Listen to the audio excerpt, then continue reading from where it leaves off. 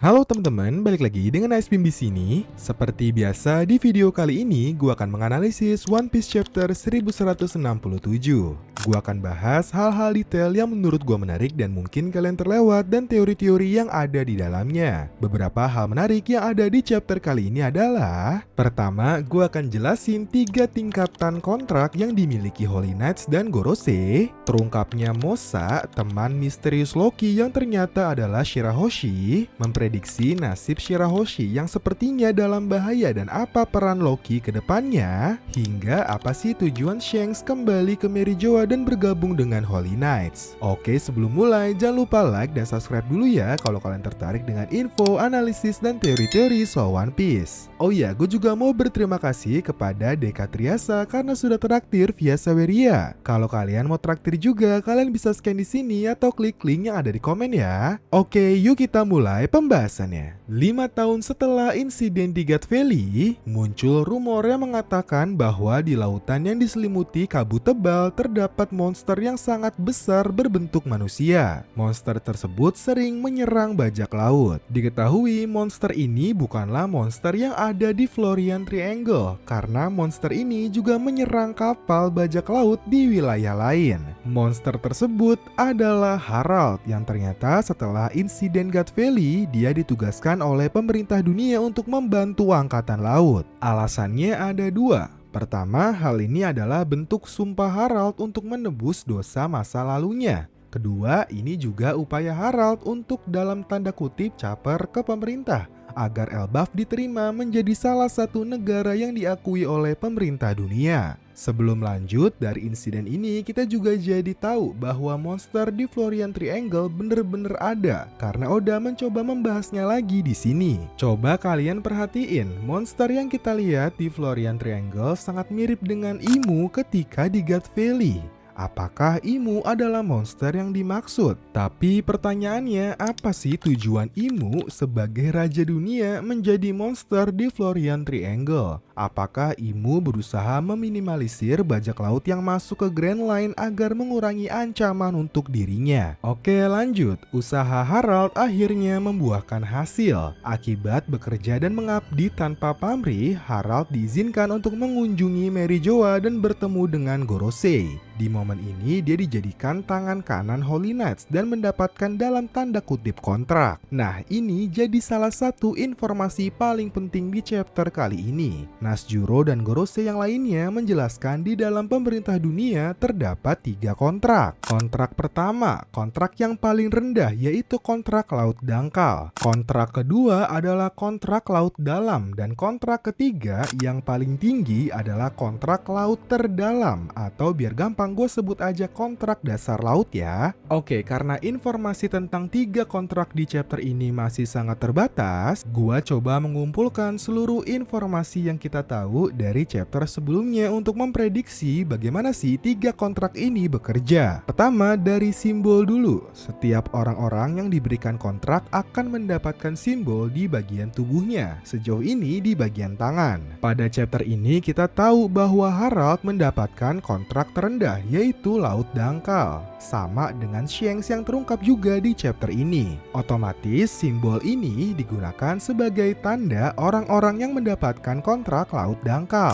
Informasi ini makin kuat karena simbol tangan Harald sama persis dengan simbol di tangan Shanks pada chapter 1152 ketika dia berendam bersama Gaban. Kedua, simbol untuk kontrak laut dalam. Kemungkinan besar simbolnya seperti yang ada di tangan Somers. Nah, sayangnya untuk simbol kontrak dasar laut kita belum tahu. Terus apa sih bang bedanya ketiga kontrak ini? Menurut analisis gua, bedanya sebenarnya simple banget. Kalau kita perhatiin, Imu memiliki 3 bawahan langsung: Gorosei, God Knights atau Holy Knights, dan God Steel atau tangan kanan Holy Knights. Dari sana kita bisa langsung aja hubungin. Gorosei sebagai penguasa tertinggi di bawah Imu memiliki kontrak tertinggi, kontrak dasar laut. Dari kekuatannya ada 2 nih yang menonjol. Pertama, regenerasi. kekuatan dengan haki yang lemah nggak akan bisa melukai mereka. Kedua, abadi. Mereka tidak bertambah tua setelah mendapatkan kontrak tersebut. Oke, lanjut ke kontrak kedua, yaitu kontrak laut dalam, otomatis dimiliki oleh semua anggota Holy Knights. Kekuatannya tentu aja berbeda dengan kontrak yang dimiliki Gorosei. Kontrak laut dalam hanya memiliki kemampuan regenerasi. Buktinya Garling jelas bertambah tua. Nah, karena sekarang Garling sudah diangkat menjadi Gorosei, kontraknya otomatis berubah dan Garling seharusnya tidak akan bertambah tua lagi. Menurut Gorosei di chapter ini, kontrak laut dalam dan kontrak dasar laut adalah bukti bahwa mereka benar-benar sudah terikat dengan dewa. Dewa yang dimaksud di sini adalah Imu. Oke, lanjut ke kontrak terbawah, kontrak laut dangkal yang sejauh ini diketahui dimiliki oleh Harald dan Sheng sebelum tangannya putus. Kontrak ini sepertinya belum memberikan benefit apa-apa dalam hal kekuatan karena mereka belum terikat sepenuhnya dengan Imu. Contoh, Sheng tangannya nggak tumbuh lagi setelah dimakan oleh monster laut. Hal ini jadi bukti kalau Sheng nggak punya kemampuan regenerasi. Fisik Sheng juga berubah dari tahun ke tahun, artinya Shanks juga tidak abadi.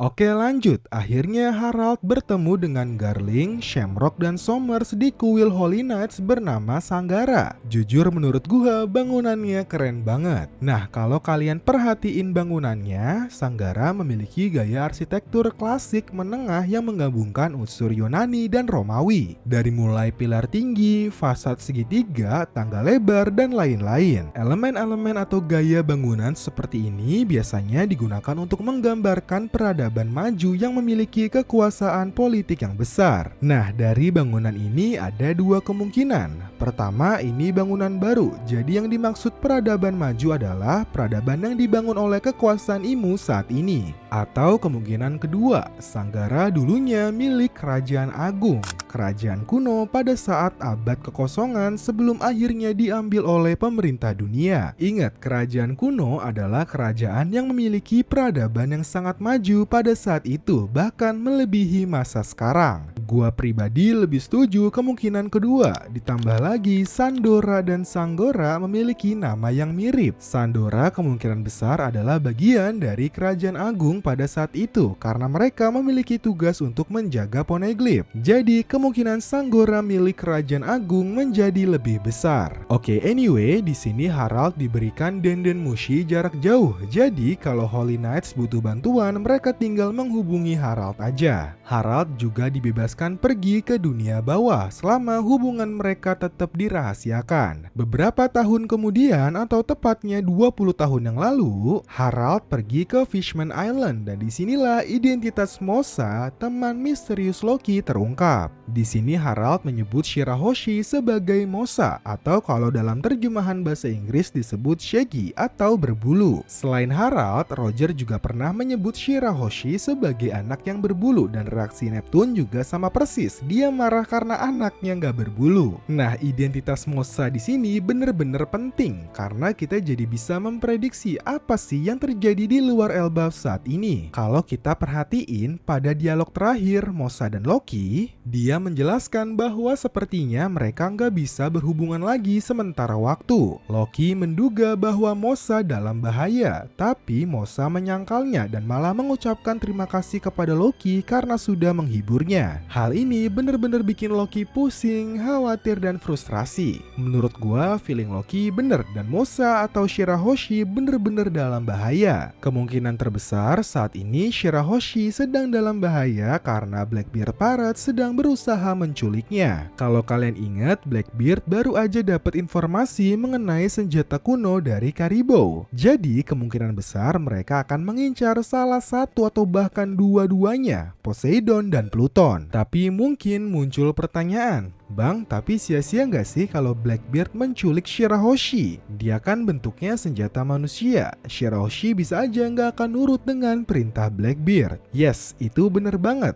Tapi kalian jangan lupa kalau Blackbeard punya Levit yang bisa menghipnotis orang. Jadi ada kemungkinan kekuatannya digunakan untuk mengendalikan Shirahoshi. Dari Elbaf, mungkin Loki dan Straw Hat Pirates akan beraliansi dan bersama-sama menyelamatkan Shirahoshi. Entah kenapa momennya mungkin akan mirip ketika Franky beraliansi pada saat di Enies Lobby. Apakah endingnya akan sama? Loki bergabung ke Straw Hat Pirates seperti Franky. Kita tunggu aja ya. Tapi gimana menurut kalian? Coba komen ya. Oke, lanjut, masih di hubungan antara Loki dan Shirahoshi. Hubungan mereka secara simbolis juga indah banget. Shirahoshi mewakili EV3 yang ada di Fishman Island, sedangkan Loki mewakili Adam Tree yang ada di Elbaf. Evie dan Adam, anjir ini udah keren banget. Oke, lanjut, 5 tahun setelahnya atau tepatnya 15 tahun yang lalu, kita diperlihatkan aksi Fisher Tiger membobol Mary Joa dan membebaskan banyak budak di sana. Sialnya, Fisher Tiger bertemu dengan Shanks yang ternyata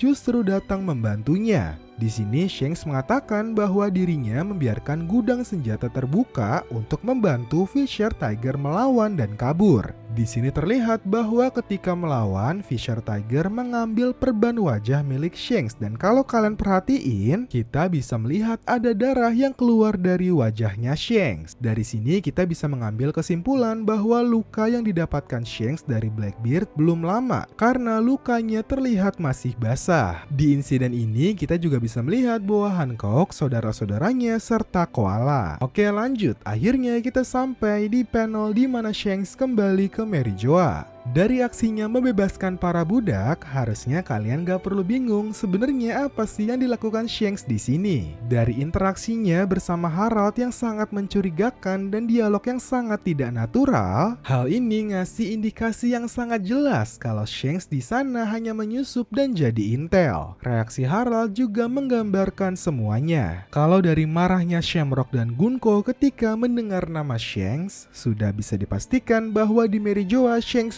benar-benar bikin kacau. Bahkan kemungkinan besar informasi soal buah iblis nikah juga dia dapatkan di sana. Oleh sebab itu, Shanks tahu siapa yang harus dia incar. Selain itu, seperti yang kalian tahu, Shanks adalah anak yang ditakdirkan. Dia sepertinya memang ditugaskan oleh Roger untuk membuka jalan bagi Joy Boy. Mungkin salah satu caranya adalah mendapatkan informasi sebanyak mungkin di Mary Joa. Dari momen ini juga muncul pertanyaan, sebenarnya momen Shanks kembali ke Mary Joa itu setelah membentuk kru Red Haired Pirates atau sebelumnya ya? Jawabannya adalah setelah membentuk kru Red Haired Pirates. Shanks kembali ke Mary Joa itu 15 tahun yang lalu saat usianya 24 tahun. Momen ketika Shanks merekrut Yasop itu umurnya 22 tahun. 2 tahun setelah Roger dieksekusi. Sebelum itu, Shanks juga sudah memiliki Ben Beckman sebagai wakil kaptennya. Otomatis mereka bertemu ketika Shanks berumur 15 sampai 17 tahun. Jadi dari informasi ini ada kemungkinan bahwa seluruh kru Red Haired Pirates tahu seluruh rencana Shanks pergi ke Mary Joa. Dan menariknya, mereka masih setia dan sepenuhnya percaya dengan Shanks walaupun Shanks adalah mantan Celestial Dragon. Fun fact, pada chapter 1 kita sebenarnya udah dikasih clue bahwa Shanks adalah Celestial Dragon karena Beckman menyebut Shanks sebagai Saint di sini. Next video mungkin gua akan coba bikin timeline hidupnya Shanks ya, supaya kalian makin jelas karena menurut gua Shanks jadi karakter yang paling bagus secara penulisan di One Piece. Chapter ini ditutup oleh kematian Ida yang ternyata diracun oleh desa Brewers, desa pembuat bir,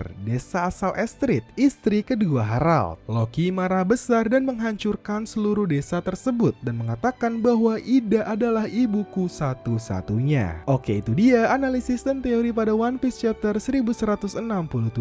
Gimana menurut kalian? Masuk akal nggak? Coba komen ya. Coba komen juga kira-kira ke depannya apa yang akan dilakukan Shanks di Mary Joa. Kita coba prediksi bareng-bareng ya. Terima kasih sudah nonton video ini. Jangan lupa like, comment, share, dan subscribe sebagai semangat bikin video.